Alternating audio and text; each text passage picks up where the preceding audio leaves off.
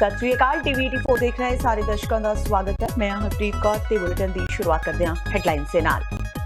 ਸ਼੍ਰੋਮਣੀ ਅਕਾਲੀ ਦਲ ਨੂੰ ਵੱਡਾ ਝਟਕਾ। ਪਰਮਿੰਦਰ ਸਿੰਘ ਢੀਂਡਸਾ ਵੱਲੋਂ ਵਿਧਾਨ ਸਭਾ ਵਿੱਚ ਅਕਾਲੀ ਦਲ ਦੇ ਨੇਤਾ ਵਜੋਂ ਅਸਤੀਫਾ। ਸੁਖਬੀਰ ਬਾਦਲ ਨੇ ਅਸਤੀਫਾ ਕੀਤਾ ਮਨਜ਼ੂਰ। ਸ਼ਰਨਜੀਤ ਢਿੱਲੋਂ ਨੂੰ ਬਣਾਇਆ ਵਿਧਾਇਕ ਦਲ ਦਾ ਨਵਾਂ ਆਗੂ। ਪਰਮਿੰਦਰ ਢੀਂਡਸਾ ਦੇ ਬਗਾਵਤੀ ਸੁਰਾਂ ਦਾ ਪਿਤਾ ਸੁਖਦੇਵ ਸਿੰਘ ਢੀਂਡਸਾ ਨੇ ਕੀਤਾ ਸਵਾਗਤ। ਕਿਹਾ ਸੁਖਬੀਰ ਸ਼ੁਰੂ ਤੋਂ ਰਹੇ ਨੇ ਤਾਨਾਸ਼ਾਹ ਤੇ ਸੁਖਬੀਰ ਦੇ ਤਾਨਾਸ਼ਾਹੀ ਰਵੱਈਏ ਨੂੰ ਪਛਾਣ ਪਰਮਿੰਦਰ ਸਿੰਘ ਢੀਂਡਸਾ ਨੇ ਚੁੱਕਿਆ ਇਹ ਕਦਮ। केरल सूबे वालों सीएए खिलाफ पास मते दे समर्थन विच पंजाब दे मुख मंत्री कैप्टन अमरिंदर सिंह नितरे। कैप्टन ने केंद्रीय कानून मंत्री रविशंकर प्रसाद नूं लिखी खुली चिट्ठी। कहा केरल विधान सभा वालों जो पास किया गया है मता उस विच कुछ नहीं है गलत। सुखजिंदर रंधावा ते विक्रम मजीठिया विचाले छिड़ी जंग विच सुखबीर बादल दी एंट्री। रंधावा नूं दस्सिया मेंटल। कहा जो व्यक्ति गुरु साहिब बारे उल्टा बोल सकदा है वो कुछ भी कह सकदा है। अकाली आगुआं दे कतल दी सीबीआई जांच दी कीती मंग। सुखबीर बादल ने की भाई राजौणा की भैन कमलजीत कौर नाल मुलाकात। राजौणा की सजा माफी लई प्रधानमंत्री ते गृह मंत्री नाल करनगे मुलाकात। राजौणा वालों 11 जनवरी के भुख हड़ताल के ऐलान नूं रद्द करन दी कीती मंग। ते हुणे इन्हां खबरां दा विस्तार। ਸ਼੍ਰੋਮਣੀ ਅਕਾਲੀ ਦਲ ਦੇ ਪ੍ਰਧਾਨ ਸੁਖਬੀਰ ਸਿੰਘ ਬਾਦਲ ਨੂੰ ਵੱਡਾ ਝਟਕਾ ਲੱਗਾ ਹੈ। ਵਿਧਾਇਕ ਪਰਮਿੰਦਰ ਸਿੰਘ ਢੀਂਡਸਾ ਨੇ ਵਿਧਾਨ ਸਭਾ ਵਿੱਚ ਅਕਾਲੀ ਦਲ ਦੇ ਨੇਤਾ ਵਜੋਂ ਅਸਤੀਫਾ ਦੇ ਦਿੱਤਾ। ਉਧਰ ਸੁਖਬੀਰ ਬਾਦਲ ਨੇ ਅਸਤੀਫਾ ਮਨਜ਼ੂਰ ਵੀ ਕਰ ਲਿਆ ਹੈ। ਪਤਾ ਲੱਗਾ ਹੈ ਕਿ ਪਰਮਿੰਦਰ ਢੀਂਡਸਾ ਦੇ ਅਸਤੀਫੇ ਨੂੰ ਬਿਨਾਂ ਦੇਰੀ ਕੀਤੇ ਸੁਖਬੀਰ ਬਾਦਲ ਵੱਲੋਂ ਕੋਰ ਕਮੇਟੀ ਦੀ ਬੈਠਕ ਦੌਰਾਨ ਹੀ ਸਵੀਕਾਰ ਕਰ ਲਿਆ ਗਿਆ। ਸੁਖਦੇਵ ਸਿੰਘ ਢੀਂਡਸਾ ਦੀ ਬਗਾਵਤ ਤੋਂ ਬਾਅਦ ਉਹਨਾਂ ਦੇ ਬੇਟੇ ਪਰਮਿੰਦਰ ਸਿੰਘ ਢੀਂਡਸਾ ਨੇ ਇਹ ਐਕਸ਼ਨ ਲਿਆ ਹੈ।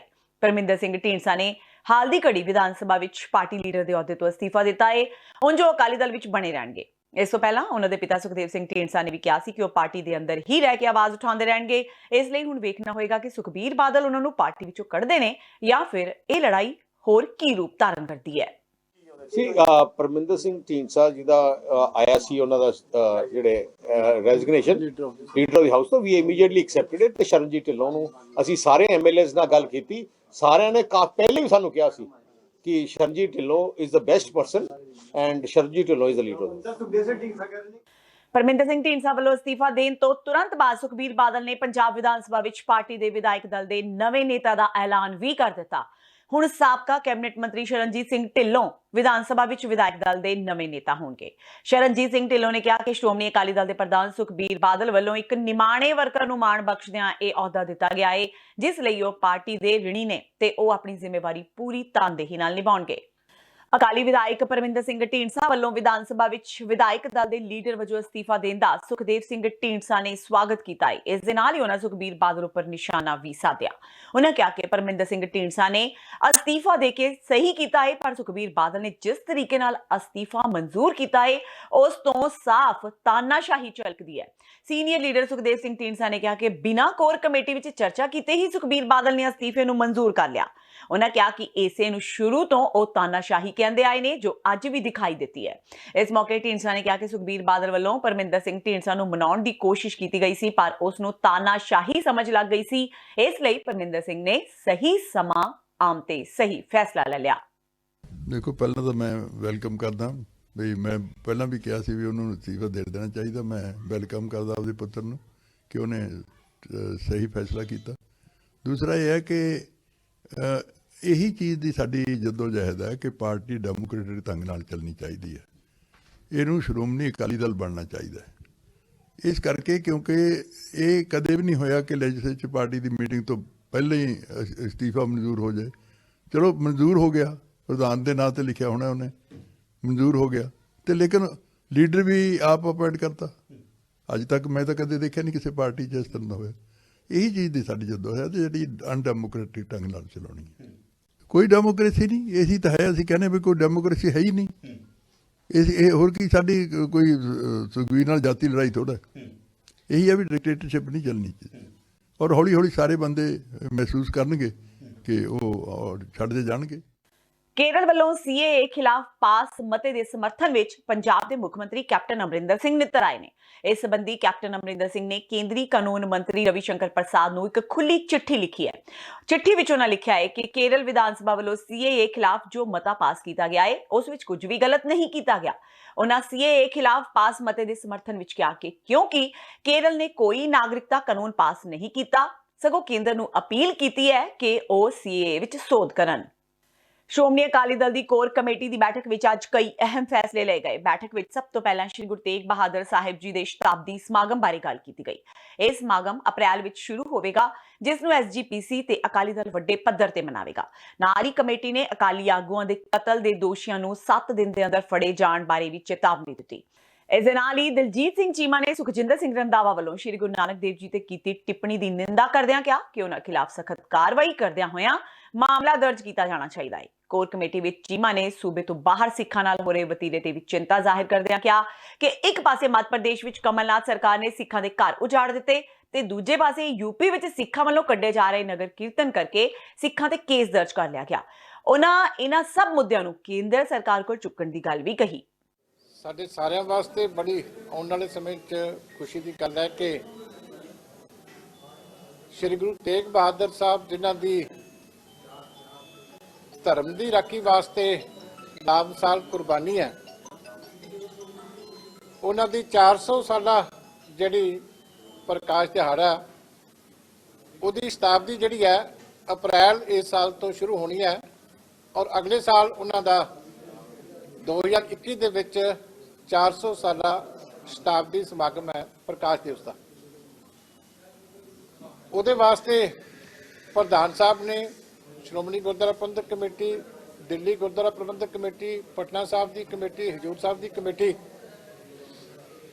ਸਾਰਿਆਂ ਦੀ ਇੱਕ ਸਾਂਝੀ ਕਮੇਟੀ ਜਿਹੜੀ ਹੈ, ਇਹ ਕਮੇਟੀ ਹੁਣ ਤੋਂ ਹੀ ਆਪਣੀ ਤਿਆਰੀ ਸ਼ੁਰੂ ਕਰ ਦੇਗੀ ਕਿ ਕਿਸ ਤਰ੍ਹਾਂ ਪ੍ਰੋਗਰਾਮਾਂ ਦੀ ਰੂਪਰੇਖਾ ਲਿਖਣੀ ਹੈ। ਬਾਬਾ ਗੁਰਦੀਪ ਸਿੰਘ ਦਾ ਜਿਨ੍ਹਾਂ ਦਾ ਅੱਜ ਅੰਤਮ ਸੰਸਕਾਰ ਹੈ, ਮਜੀਠਾ ਵਿਧਾਨ ਸਭਾ ਹਲਕੇ ਦੇ ਵਿੱਚ ਉਹਨਾਂ ਦਾ ਮਰਡਰ ਹੋਇਆ।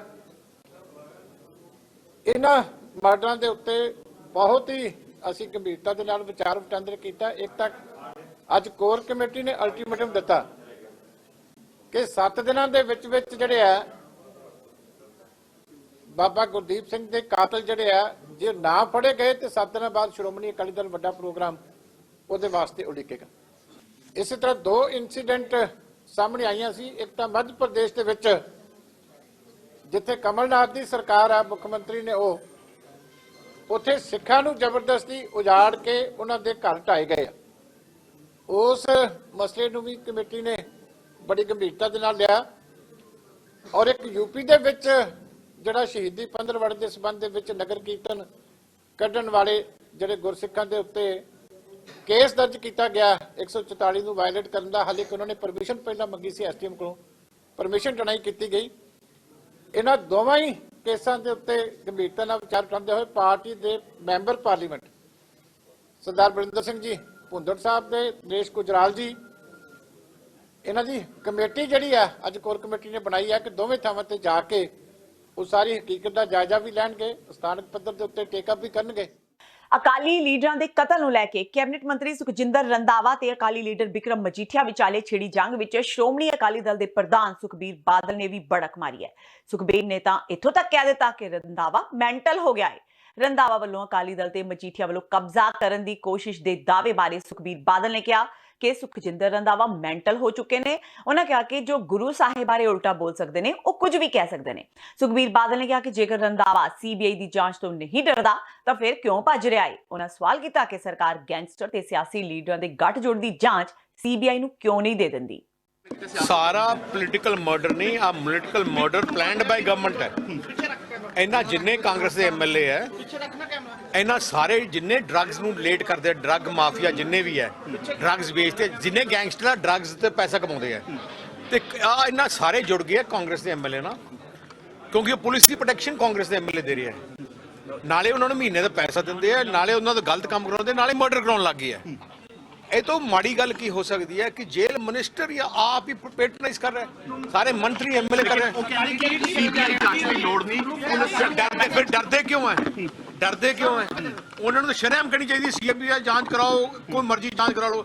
ਆ ਕਹਿਣਾ ਕਿ ਨਹੀਂ ਜਾਣ ਦੀ ਲੋੜ, ਇਹਦਾ ਮਤਲਬ ਗਿਲਟੀ ਹੈ। ਅਕਾਲੀ ਦਲ ਤੇ ਬਿਕਰਮ ਮਜੀਠੀਆ ਕਬਜ਼ਾ ਕਰਨਾ ਚਾਹੁੰਦੇ ਨੇ, ਸੁਖਜਿੰਦਰ ਰੰਧਾਵਾ ਦਾ ਇਹ ਬਿਆਨ ਹੈ। ਉਹ ਜੋ ਮਰਜ਼ੀ ਕਹਿ ਜਾਣ, ਉਹ ਮੈਂਟਲ ਹੋਏ ਬੈਠੇ ਆ।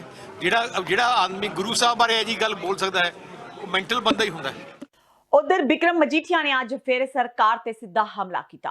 ਸਾਬਕਾ ਅਕਾਲੀ ਸਰਪੰਚ ਬਾਬਾ ਗੁਰਦੀਪ ਸਿੰਘ ਦੇ ਅੰਤਿਮ ਸੰਸਕਾਰ ਮੌਕੇ ਮਜੀਠੀਆ ਨੇ ਕਿਹਾ ਕਿ ਗੁਰਦੀਪ ਸਿੰਘ ਦਾ ਕਤਲ ਕਾਂਗਰਸ ਦੀ ਸ਼ੈਅ ਤੇ ਹੋਇਆ ਏ। ਮਜੀਠੀਆ ਨੇ ਪੁਲਿਸ ਤੇ ਸਵਾਲ ਚੁੱਕਦਿਆਂ ਕਿਹਾ ਕਿ ਬਦਮਾਸ਼ ਸ਼ਰੇਆਮ ਕਤਲ ਕਰ ਰਹੇ ਨੇ ਪਰ ਪੁਲਿਸ ਕੁਝ ਵੀ ਨਹੀਂ ਕਰ ਰਹੀ। ਉਹਨਾਂ ਕਿਹਾ ਕਿ ਉਹ ਇਸ ਬਾਰੇ ਪੁਲਿਸ ਨੂੰ ਵੀ ਕਈ ਵਾਰ ਸ਼ਿਕਾਇਤਾਂ ਦੇ ਚੁੱਕੇ ਨੇ ਪਰ ਕੋਈ ਕਾਰਵਾਈ ਨਹੀਂ ਹੋਈ। ਪਹਿਲਾਂ ਬਾਬਾ ਗੁਰਦੀਪ ਸਿੰਘ ਜੀ ਆਪ ਸਰਪੰਚ ਸਨ 5 ਸਾਲ, ਪਿੰਡ ਨੇ ਬਣਾਇਆ, ਔਰ ਹੁਣ ਇਲੈਕਸ਼ਨ ਕਾਂਗਰਸ ਦੀ ਸਰਕਾਰ ਦੌਰਾਨ ਜਦ ਇਲੈਕਸ਼ਨ ਹੋਈ ਹੈ ਪਿੰਡ ਨੇ ਦੁਬਾਰ ਤੋਂ ਉਹਨਾਂ ਦੀ ਵਾਈਫ ਨੂੰ ਸਰਪੰਚ ਬਣਾਇਆ। ਔਰ ਕਹਿਣ ਦਾ ਭਾਵ ਕਿ ਇਹ ਪਿੰਡ ਦਾ ਫੈਸਲਾ ਸੀ, ਮਗਰ ਜਿੱਥੇ ਇਹ ਸ਼੍ਰੋਮਣੀ ਅਕਾਲੀ ਦਲ ਨਾਲ ਸੰਬੰਧਿਤ ਸਨ, ਅਗਲਾ ਪਰਿਵਾਰ ਜਿਹੜਾ ਨਿਰਮਲ ਸੋਂ ਦਾ ਪਰਿਵਾਰ ਹੈ, ਜਿਹੜਾ ਹਰਮਨ ਅਕਿਊਜ਼ਡ ਹੈ, ਜਿਹੜਾ ਪਵਿੱਤਰ ਗੈਂਗ ਦਾ ਇੱਕ ਵੱਡਾ ਸਾਥੀ ਮੰਨਿਆ ਜਾਂਦਾ, ਜਿਨ੍ਹਾਂ ਨੇ ਪੰਡੋਰੀ ਵੜੈਚ ਵੀ ਅੱਜ ਤੋਂ 1.5-2 ਮਹੀਨੇ ਪਹਿਲਾਂ ਕਤਲ ਕੀਤਾ, ਜਿੱਜਿਆਣੀ ਦੇ ਬੰਦਿਆਂ ਨੂੰ ਦਬਕਾਇਆ, SSP Batala, SSP Gurdaspur, SSP Amritsar ਦੇ ਧਿਆਨ 'ਚ ਸਾਰੀ ਗੱਲਾਂ, ਮਗਰ ਫੇਰ ਵੀ ਕੁਛ ਨਾ ਕੀਤਾ ਕਿ ਅੱਜ 1.5 ਮਹੀਨੇ ਉਹਦੇ ਬਾਅਦ ਉਹਨਾਂ ਨੇ ਤੀਜਾ ਚੌਥਾ ਇਹ ਕੇਸ ਕਤਲ ਦਾ ਕਰਤਾ। ਔਰ ਵੱਡੀ ਗੱਲ ਮੈਂ ਪੁੱਛਣਾ ਚਾਹੁੰਦਾ ਕਿ ਜਿਹੜੀ ਮਜੀਠੇ ਥਾਣੇ ਦੀ ਪੁਲਿਸ ਕੀ ਇਸ ਲਈ ਕਾਰਵਾਈ ਨਹੀਂ ਕਰ ਰਹੀ ਕਿਉਂਕਿ ਇਹ ਜਿਹੜਾ ਜਿਨ੍ਹਾਂ ਤੇ ਇਲਜ਼ਾਮ ਹੈ ਉਹ ਕਾਂਗਰਸ ਪਾਰਟੀ ਵੱਲੋਂ ਸਰਪੰਚੀ ਲੜੇ ਸੀ ਔਰ ਉਹਨਾਂ ਦੀ ਮਦਦ ਗੈਂਗਸਟਰਾਂ ਰਾਹੀਂ ਇਹ ਕੀ ਕਾਂਗਰਸ ਪਾਰਟੀ ਦੇ ਲੀਡਰ ਕਰਾ ਰਹੇ, ਕਿਉਂਕਿ ਮੇਰੇ ਹਲਕੇ ਨਾਲ ਹੀ ਸੰਬੰਧਿਤ ਇੱਥੋਂ ਪੀਪੀਸੀਸੀ ਦੇ ਪ੍ਰਧਾਨ ਵੀ ਨੇ। ਮੈਂ ਉਹਨਾਂ ਨੂੰ ਵੀ ਸਵਾਲ ਪੁੱਛਦਾ ਕਿ ਇਨਸਾਫ ਕਿਉਂ ਨਹੀਂ ਹੋ ਰਿਹਾ। ਤੇ ਹੁਣ ਵੇਲਾ ਹੋ ਗਿਆ ਬ੍ਰੇਕ ਦਾ। ਬਾਕੀ ਦੀਆਂ ਖਬਰਾਂ ਇਸ ਬ੍ਰੇਕ ਤੋਂ ਬਾਅਦ।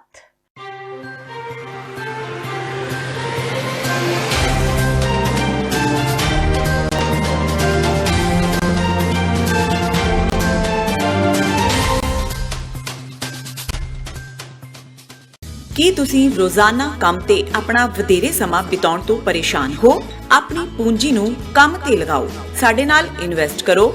ਅਸੀਂ ਤੁਹਾਡੀ ਪੂੰਜੀ ਤੋਂ ਤੁਹਾਡੇ ਲਈ ਵਧੇਰੇ ਪੈਸੇ ਬਣਾ ਸਕਦੇ ਹਾਂ।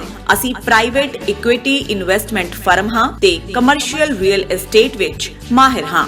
Property management, leasing, asset management, commercial real estate investment ਵਿੱਚ ਸਾਰੀਆਂ ਸੇਵਾਵਾਂ ਲਈ ਅਮਰੀਕਾ ਭਰ ਵਿੱਚੋਂ ਤੁਸੀਂ ਸਾਡੇ ਤੱਕ ਪਹੁੰਚ ਕਰ ਸਕਦੇ ਹੋ। ਆਜ਼ਾਦ ਕਮਰਸ਼ੀਅਲ ਰੀਅਲਟੀ ਸਰਵਿਸਿਜ਼ ਤੇ Azad family trust, 701 north post oak road, suite number 204, Houston, Texas. ਤੁਸੀਂ ਸਾਨੂੰ ਸਾਡੇ ਫੋਨ ਨੰਬਰ 7136861277 ਤੇ ਵੀ ਸੰਪਰਕ ਕਰ ਸਕਦੇ ਹੋ। ਆਜ਼ਾਦ ਕਮਰਸ਼ੀਅਲ ਰੀਅਲਟੀ ਸਰਵਿਸਿਜ਼।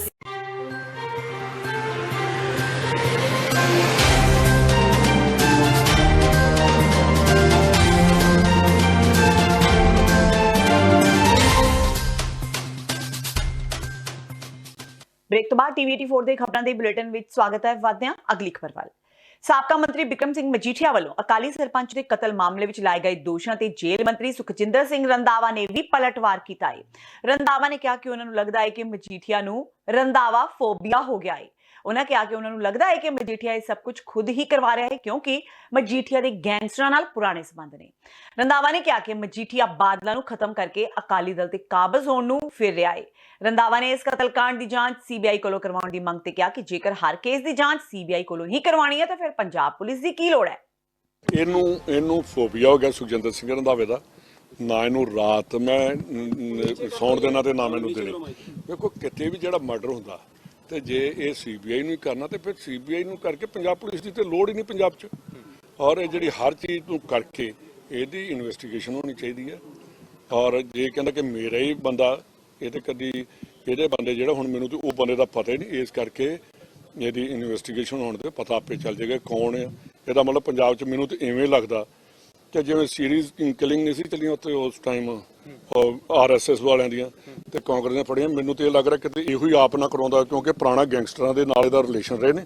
ਔਰ ਤਗੜਾ ਜਿਹੜੀ ਇਹਨੇ ਇੱਕ ਬਹੁਤ ਵਧੀਆ ਗੱਲ ਕਹੀ ਹੈ, ਜਿਹੜੀ ਚੀਜ਼ ਤੇ ਮੈਂ ਐਪਰੀਸ਼ੀਏਟ ਕਰੂੰਗਾ ਇਹਨੂੰ ਵੀ। ਇਹਨੇ ਕਿਹਾ ਸੀ ਕਿ ਜਿਹੜਾ ਗੈਂਗਸਟਰ ਔਰ ਪੋਲੀਟੀਕਲ ਨੈਕਸਸ ਆ ਉਹ ਸਟਾਰਟ ਕਿਹਦੇ ਟਾਈਮ ਤੋਂ ਹੈ, ਇਹਦੇ ਟਾਈਮ ਤੋਂ ਹੈ, ਉਹਦੀ ਇਨਕੁਆਇਰੀ ਪਹਿਲਾਂ ਹੋਣੀ। ਭਾਈ ਬਲਵੰਤ ਸਿੰਘ ਰਾਜੋਆਣਾ ਦੀ ਫਾਂਸੀ ਦੀ ਸਜ਼ਾ ਉਮਰ ਕੈਦ ਵਿੱਚ ਤਬਦੀਲ ਕਰਨ ਦੀ ਮੰਗ ਨੂੰ ਲੈ ਕੇ ਸਾਬਕਾ ਡਿਪਟੀ ਸੀਐਮ ਸੁਖਬੀਰ ਸਿੰਘ ਬਾਦਲ ਪ੍ਰਧਾਨ ਮੰਤਰੀ ਨਰਿੰਦਰ ਮੋਦੀ ਤੇ ਗ੍ਰਹਿ ਮੰਤਰੀ ਅਮਿਤ ਸ਼ਾਹ ਨਾਲ ਮੁਲਾਕਾਤ ਕਰਨਗੇ। ਇਹ ਗੱਲ ਸੁਖਬੀਰ ਬਾਦਲ ਨੇ ਲੁਧਿਆਣਾ ਵਿੱਚ ਰਾਜੋਆਣਾ ਦੀ ਭੈਣ ਕਮਲਜੀਤ ਕੌਰ ਨਾਲ ਮੁਲਾਕਾਤ ਕਰਨ ਤੋਂ ਬਾਅਦ ਇੱਕ ਪ੍ਰੈਸ ਕਾਨਫਰੰਸ ਦੌਰਾਨ ਕਹੀ। ਇਸ ਦੌਰਾਨ ਬਾਦਲ ਨੇ ਕਿਹਾ ਕਿ ਰਾਜੋਆਣਾ ਦੀ ਭੈਣ ਨਾਲ ਮੁਲਾਕਾਤ ਕਰਨ ਦਾ ਇੱਕ ਹੋਰ ਅਹਿਮ ਕਾਰਨ ਇਹ ਵੀ ਸੀ ਕਿ 11 ਜਨਵਰੀ ਨੂੰ ਜੇਲ੍ਹ ਵਿੱਚ ਬੰਦ ਬਲਵੰਤ ਸਿੰਘ ਰਾਜੋਆਣਾ ਭੁੱਖ ਹੜਤਾਲ ਤੇ ਨਾ ਬੈਠਣ। ਉਹਨਾਂ ਕਿਹਾ ਕਿ ਉਹ ਰਾਜੋਆਣਾ ਦੀ ਸਜ਼ਾ ਮਾਫੀ ਲਈ ਹਰ ਕੋਸ਼ਿਸ਼ ਕੇਂਦਰ ਸਰਕਾਰ ਤੇ ਕੋਰਟ ਦੇ ਪੱਧਰ ਤੇ ਕਰਨਗੇ। ਮੈਂ ਹਰਸਿਮਰਤ ਜੋ ਯੂਨੀਅਨ ਮਿਨਿਸਟਰ ਸਾਡੇ ਪਾਰਟੀ ਦੀ ਰਿਪਰੈਜ਼ੈਂਟ ਕਰ ਰਿਹਾ, ਉਹਨਾਂ ਨੂੰ ਤੇ ਅਸੀਂ ਲਗਾਤਾਰ ਮੈਂ ਪ੍ਰਾਈਮ ਮਿਨਿਸਟਰ ਨੂੰ ਵੀ ਮਿਲਿਆ ਤੇ ਅਸੀਂ ਸਾਡਾ ਅਪਾਇੰਟਮੈਂਟ ਵੀ ਲਿੱਤੀ ਹੈ ਕਿ ਉਹਨਾਂ ਨੂੰ ਬੇਨਤੀ ਕਰਨ ਵਾਸਤੇ ਕਿ ਜੋ ਫੈਸਲਾ ਲਿੱਤਾ ਗਿਆ, ਜੋ ਥੋੜਾ ਸ਼ੱਕ ਸ਼ੌਕ ਪਿਆ ਕਿ ਉਹ ਡੈਥ ਸੈਂਟੈਂਸ ਨੂੰ ਉਹਨਾਂ ਨੇ ਹਲੇ ਕਮਿਊਟ ਨਹੀਂ ਕੀਤਾ, ਕਿ ਸਮੁੱਚੀ ਪੰਜਾਬ ਦੀ ਜਨਤਾ, ਸਮੁੱਚੀ ਸਿੱਖ ਜਗਤ ਦੀ ਇਹ ਭਾਵਨਾ ਹੈ ਕਿ ਇਮੀਡੀਏਟਲੀ ਗਵਰਨਮੈਂਟ ਆਫ ਇੰਡੀਆ ਨੂੰ ਡਿਸੀਜਨ ਲੈਣਾ ਚਾਹੀਦਾ ਹੈ, ਡੈਥ ਸੈਂਟੈਂਸ ਨੂੰ ਇਮੀਡੀਏਟਲੀ ਕਮਿਊਟ ਕਰਨਾ ਚਾਹੀਦਾ ਹੈ। ਸੋ ਅੱਜ ਅਸੀਂ ਕੋਰ ਕਮੇਟੀ ਦੀ ਸਾਡੀ ਮੀਟਿੰਗ ਵੀ ਹੋਈ ਹੈ। ਮੀਟਿੰਗ ਵਿੱਚ ਅਸੀਂ ਚਿੱਠੀ ਹੁਣੀ ਪ੍ਰਾਈਮ ਮਿਨਿਸਟਰ ਨੂੰ ਵੀ ਲਿਖ ਰਹੇ ਹਾਂ ਤੇ ਹੋਮ ਮਿਨਿਸਟਰ ਨੂੰ ਵੀ, ਤੇ ਅਪਾਇੰਟਮੈਂਟ ਲੈਣ ਦੇ ਵੀ ਅਸੀਂ ਉਹਨਾਂ ਨੂੰ ਲਿਖ ਦਿੱਤਾ ਹੈ ਕਿ ਸਾਡੀ ਪਾਰਟੀ ਦੀ ਪੂਰੀ ਸਮੁੱਚੀ ਲੀਡਰਸ਼ਿਪ ਪ੍ਰਧਾਨ ਮੰਤਰੀ ਤੇ ਹੋਮ ਮਿਨਿਸਟਰ ਨੂੰ ਮਿਲਣਾ ਚਾਹੁੰਦੀ ਹੈ ਤੇ ਉਹਨੂੰ ਜਾਣੂ ਕਰਾਉਣਾ ਚਾਹੁੰਦੀ ਹੈ ਕਿ ਕਿੰਨੀ ਬੇਇਨਸਾਫੀ ਹੋਈ ਹੈ। ਜਿਹੜਾ ਇਨਸਾਨ ਜਿਹਨੂੰ 120 ਵਿੱਚ, ਮੈਨੂੰ ਲੱਗਦਾ ਅੱਜ ਤੱਕ ਕੋਈ ਹਿੰਦੁਸਤਾਨ ਦਾ ਕਾਨੂੰਨ ਨਹੀਂ ਹੈ ਕਿ 120 ਦਾ ਬੱਚਾ ਹੋਏ ਤੇ ਡੈਥ ਸੈਂਟੈਂਸ ਦਿੱਤੀ ਗਈ, ਤੇ ਉਸੇ ਕੇਸ ਜਿਹੜਾ 302 ਦਾ ਪਰਚਾ ਜਿਹਦੇ ਮਰਡਰ ਦਾ ਅਕਿਊਜ਼ਡ ਹੋਏ ਉਹਨਾਂ ਨੂੰ ਲਾਈਫ ਇੰਪ੍ਰਿਜ਼ਨਮੈਂਟ ਹੋਈ। ਸਰ 11 ਤਰੀਕ ਨੂੰ ਭੁੱਖ ਹੜਤਾਲ ਤੇ ਬੈਠਣ ਜਾ ਰਹੇ ਆ, ਤੁਸੀਂ ਉਸ ਤੋਂ ਪਹਿਲੇ ਮਿਲੋਗੇ? ਮੈਂ ਉਹਨਾਂ ਨੂੰ ਅਪੀਲ ਕਰਦਾ ਕਿ ਉਹ ਹਲੇ ਨਾ ਕਰਨ, ਕਿਉਂਕਿ ਸਮੁੱਚੀ ਕੌਮ ਉਹਨਾਂ ਨਾਲ ਹੈ। ਅਸੀਂ ਸਮੁੱਚੀ ਕੌਮ ਉਹਨਾਂ ਲੜਾਈ ਲੜਾਂਗੇ, ਉਹਨਾਂ ਨੂੰ ਫਿਕਰ ਕਰਨ ਦੀ ਉਹਨਾਂ ਨੂੰ, ਇਹ ਸਾਡੀ ਲੜਾਈ ਹੈ, ਕੌਮ ਦੀ ਲੜਾਈ ਹੈ। ਸਰਬੰਸਦਾਨੀ ਸਾਹਿਬ ਸ੍ਰੀ ਗੁਰੂ ਗੋਬਿੰਦ ਸਿੰਘ ਜੀ ਦੇ ਪ੍ਰਕਾਸ਼ ਦਿਹਾੜੇ ਨੂੰ ਸਮਰਪਿਤ ਫਰੀਦਾਬਾਦ ਵਿੱਚ ਕੱਢੇ ਗਏ ਇੱਕ ਨਗਰ ਕੀਰਤਨ ਦੌਰਾਨ ਸ਼ਾਮਿਲ ਇੱਕ ਝਾਕੀ ਵਿਵਾਦਾਂ ਵਿੱਚ ਆ ਗਈ ਹੈ। ਨਗਰ ਕੀਰਤਨ ਵਿੱਚ ਬੇਅੰਤ ਸਿੰਘ ਕਤਲ ਮਾਮਲੇ ਦੇ ਦੋਸ਼ੀ ਭਾਈ ਜਗਤਾਰ ਸਿੰਘ ਹਵਾਰਾ ਦੀ ਝਾਕੀ ਸ਼ਾਮਿਲ ਕੀਤੀ ਗਈ ਸੀ। ਇਸ ਝਾਕੀ ਰਾਹੀਂ ਭਾਈ ਜਗਤਾਰ ਸਿੰਘ ਹਵਾਰਾ ਤੇ ਜੇਲ੍ਹ ਵਿੱਚ ਨਜ਼ਰਬੰਦ ਹੋਰਨਾਂ ਸਿੱਖਾਂ ਦੀ ਰਿਹਾਈ ਦੀ ਮੰਗ ਕੀਤੀ ਗਈ। ਝਾਕੀ ਵਿੱਚ ਜਰਨੈਲ ਸਿੰਘ ਭਿੰਡਰਾਂਵਾਲਿਆਂ ਦੇ ਪੋਸਟਰ ਵੀ ਲੱਗੇ ਦਿਖਾਈ ਦਿੱਤੇ, ਜਿਨ੍ਹਾਂ ਤੇ ਅੰਗਰੇਜ਼ੀ ਵਿੱਚ ਰਿਲੀਜ਼ ਪੋਲੀਟੀਕਲ ਪ੍ਰਿਜ਼ਨਰਸ ਲਿਖਿਆ ਹੋਇਆ ਸੀ। ਝਾਕੀ ਵਿੱਚ ਬਣਾਈ ਜੇਲ੍ਹ ਅੰਦਰ ਕੁਝ ਨੌਜਵਾਨਾਂ ਨੂੰ ਕੈਦੀ ਦੇ ਰੂਪ ਵਿੱਚ ਦਿਖਾਇਆ ਗਿਆ ਸੀ। ਸੂਚਨਾ ਮਿਲਣ ਤੇ ਪੁਲਿਸ ਕਰਮਚਾਰੀਆਂ ਵੱਲੋਂ ਪ੍ਰਬੰਧਕਾਂ ਨੂੰ ਝਾਕੀ ਹਟਾਉਣ ਲਈ ਕਿਹਾ ਗਿਆ, ਜਦਕਿ ਦੂਜੇ ਪਾਸੇ ਗੁਰਦੁਆਰਾ ਕਮੇਟੀ ਵੱਲੋਂ ਨਗਰ ਕੀਰਤਨ ਵਿੱਚ ਅਜਿਹੀ ਝਾਕੀ ਨੂੰ ਸ਼ਾਮਲ ਕੀਤੇ ਜਾਣ ਤੋਂ ਇਨਕਾਰ ਕੀਤਾ ਗਿਆ। ਉਹਨਾਂ ਕਿਹਾ ਕਿ ਸ਼ਾਮ ਤੱਕ ਇਹ ਝਾਕੀ ਨਗਰ ਕੀਰਤਨ ਦਾ ਹਿੱਸਾ ਨਹੀਂ ਸੀ।